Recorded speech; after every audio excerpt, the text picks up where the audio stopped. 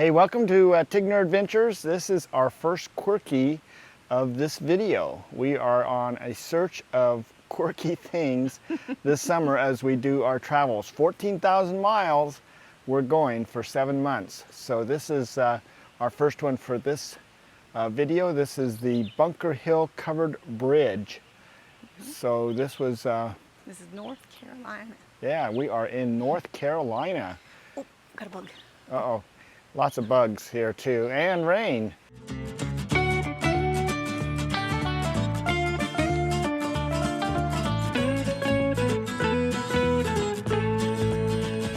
This was constructed in 1895 and restored in 1994. Bunker Hill Covered Bridge, the only remaining example of the improved lattice truss timber bridge patented by General Herman Haupt. Not sure how you say his name, but this is an example of all the different types of bridges. And the town truss or lattice truss is what this one is. Here is our bridge. It's going over this, wow, almost looks like a river, but it's rained a lot, so that's probably why the water's running a lot. Can you imagine a Model T or something like that driving through here? Probably wagons. Something was driving across here though.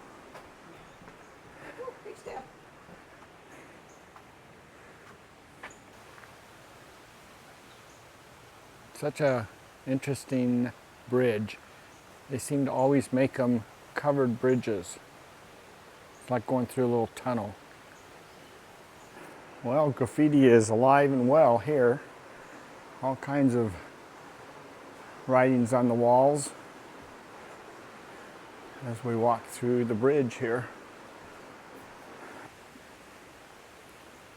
Pretty interesting covered bridge.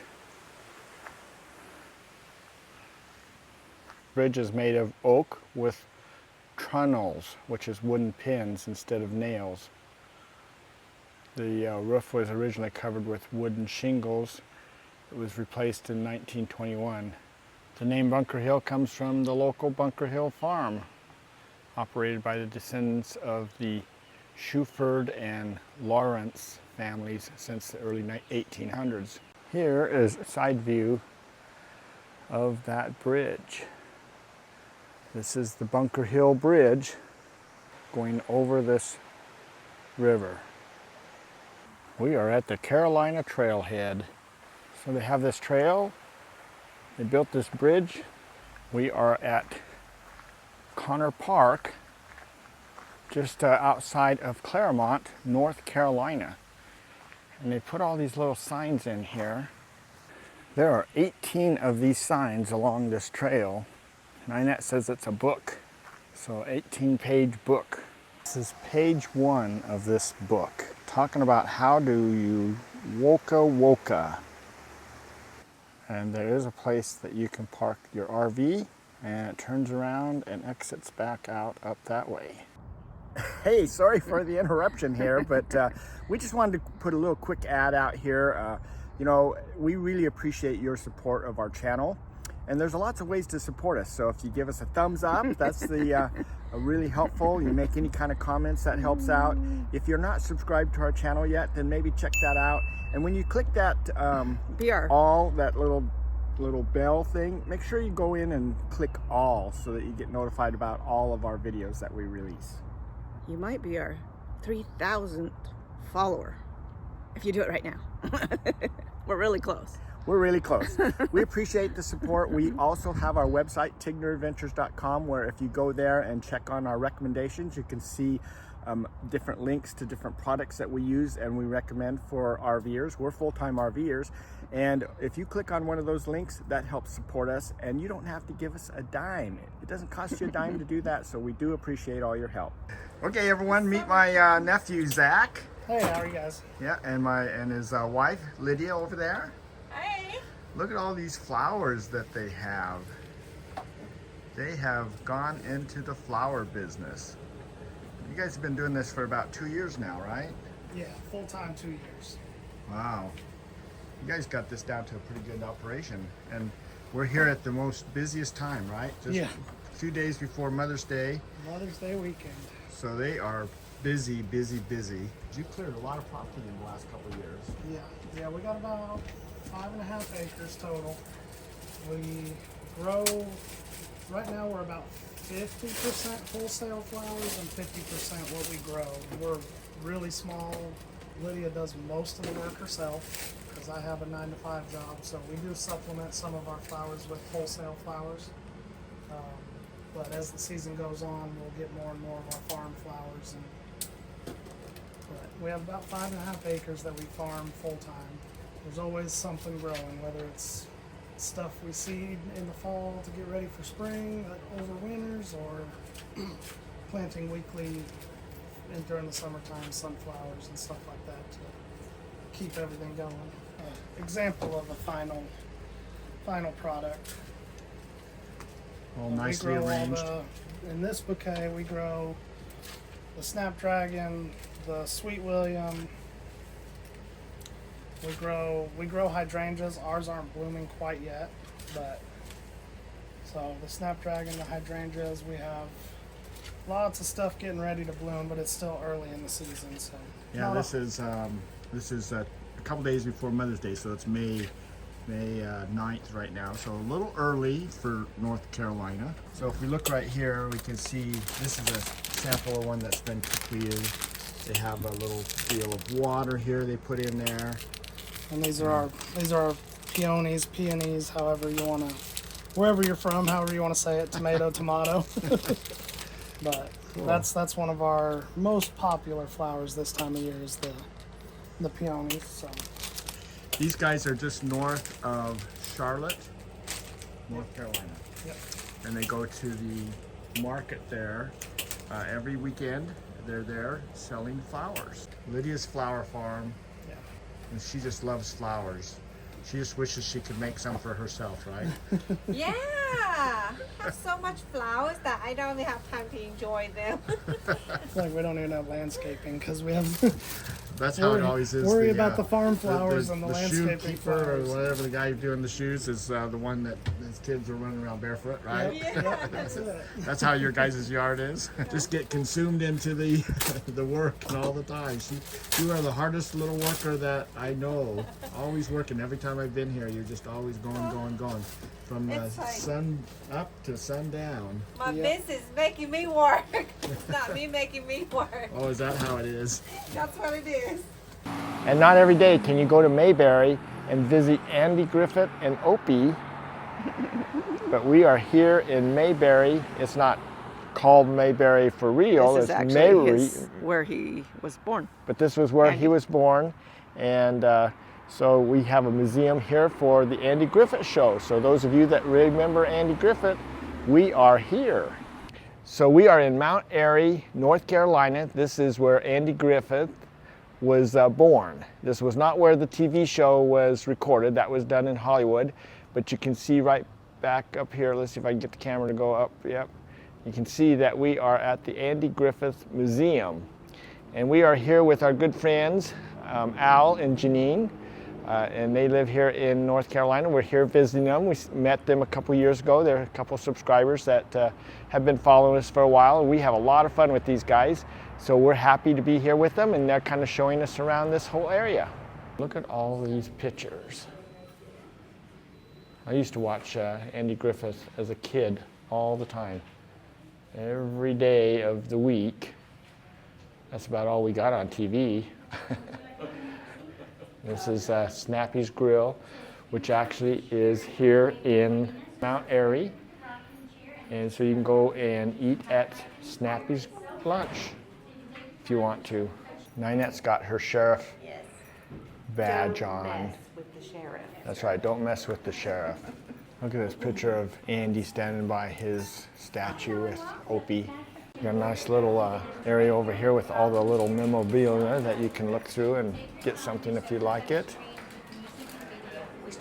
A lot of different books. We're in the museum here.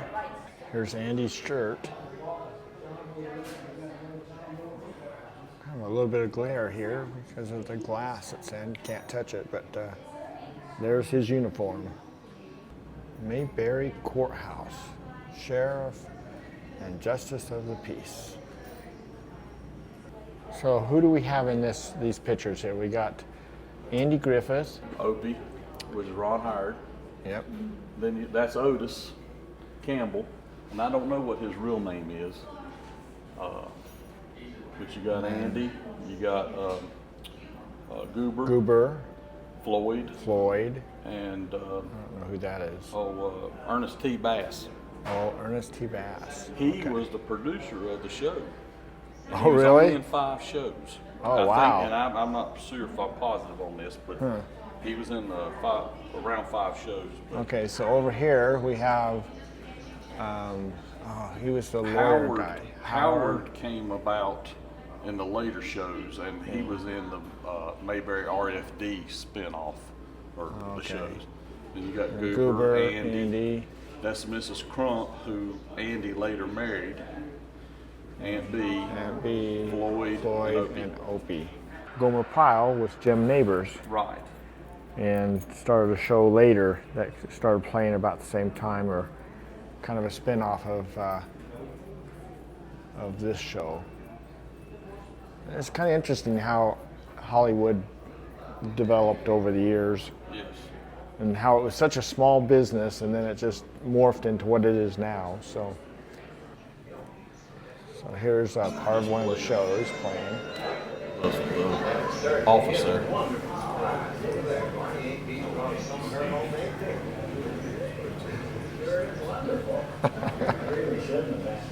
That's right, Amy. You go way yonder too much trouble to please us. Well, no trouble at all. There's plenty on maybe. This is the pickle episode. Once more at supper, I'll bring you over a whole jar. You like pickles, don't you? Oh, sure. Who don't?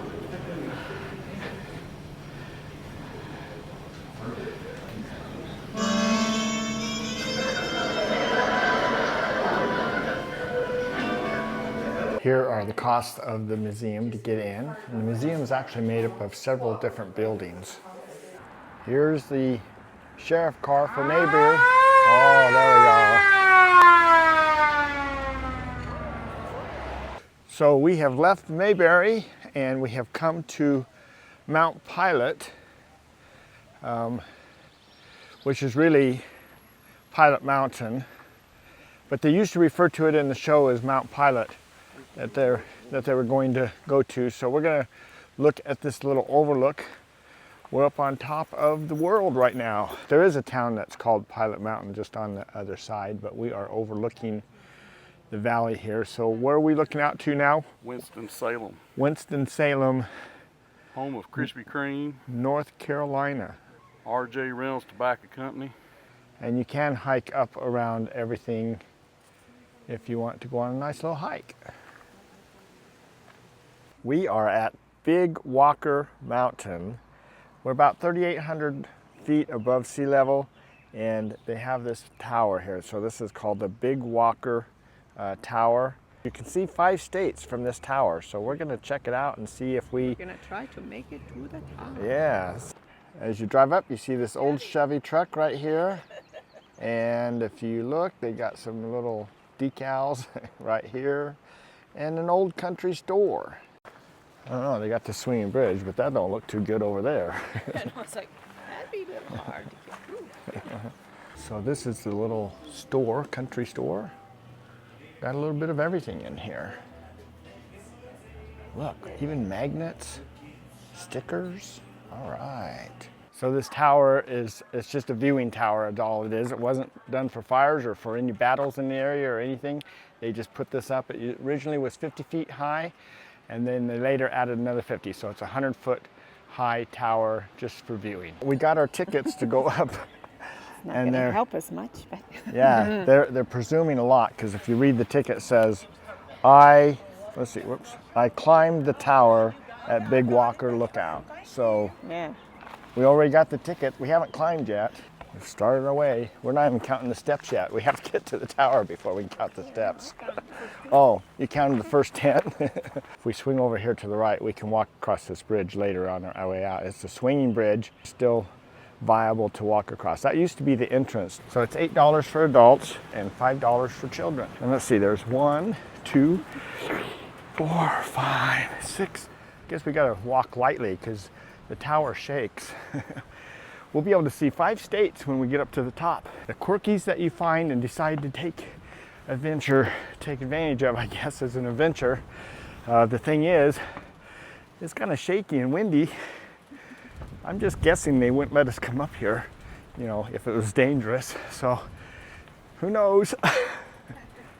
I am holding the camera with my hands because the wind is blowing so hard.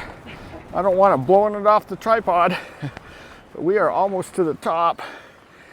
So, whew, this is the top platform here. The wind is unbelievable. There's our little house right down there. So that is Virginia. Right down there. We're in Virginia. That's West Virginia. Woo-doo-doo-doo. And this over here is Tennessee and Kentucky. So did I get them all?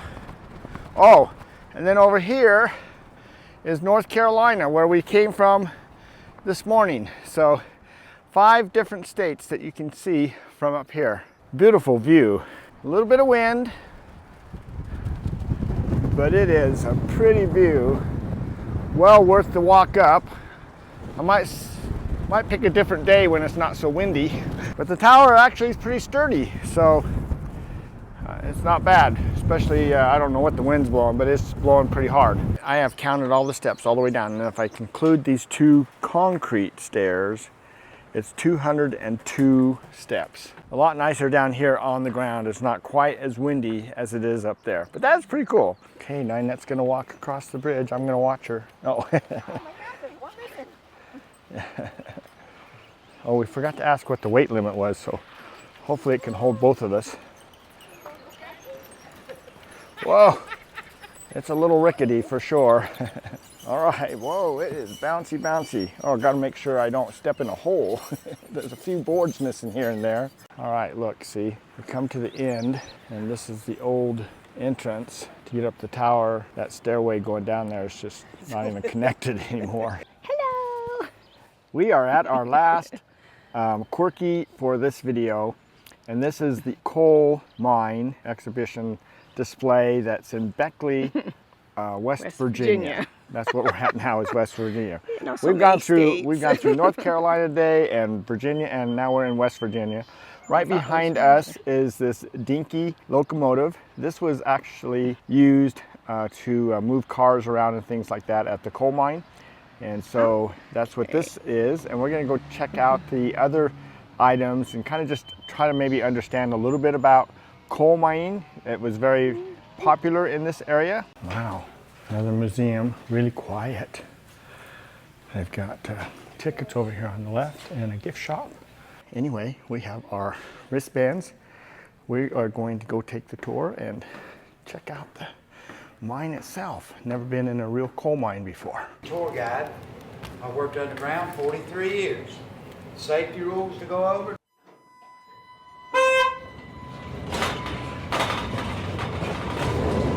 Got to bring a coat.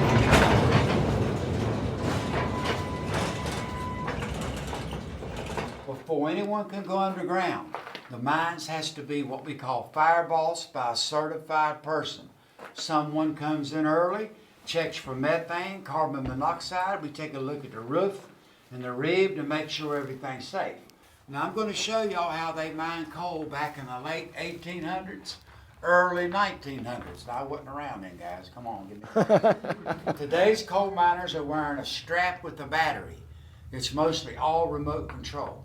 This mines was a pick and shovel all the way. There was never any electrical equipment ever used in this mines. Now they had to take a pick and pick out this coal and shovel it on these cars. That coal seam, 28 inches high. That's what they were working in. They wasn't standing up like me. The company made the miners work 12-hour shifts. They demanded that they hand load 10 tons of coal in 12 hours. If they didn't do it, they'd lose their job. How would you like to work a 12-hour shift with a light like this? That's all they had. Well, that's it for today. That ends this video. We learned a few things, so it's pretty interesting. We've gone through some pretty interesting little quirky things for this video, so hopefully you've enjoyed those. And more to come. Now we know where coal comes from. Yep, now we know where coal comes from. Deep So, in the mountain.